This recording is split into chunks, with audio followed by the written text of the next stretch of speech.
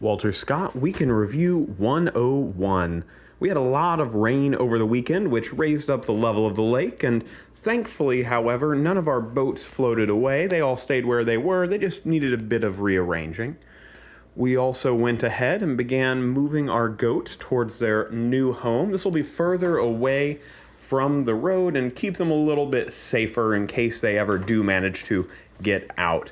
It'll be a long process, so keep checking back. We also did a lot of policy work this past week. This isn't very interesting, but one of the things we worked on were some check-in and check-out procedures. We also saw a lot of very interesting fungi. The wet and hot together really brought a lot of different species out. We weren't the only ones who were interested, however. Some of the wildlife evidently was a little bit too. One of the things that ends up being a frequent thing we have to do here at the camp is go and find the goats in the woods. Sometimes it takes a little bit of time as they have a lot of area to roam, but when we find them, well, they're generally just enjoying themselves.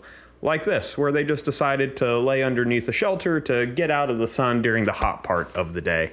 And since you've stuck around this long, enjoy the goats and care gently for God's creation.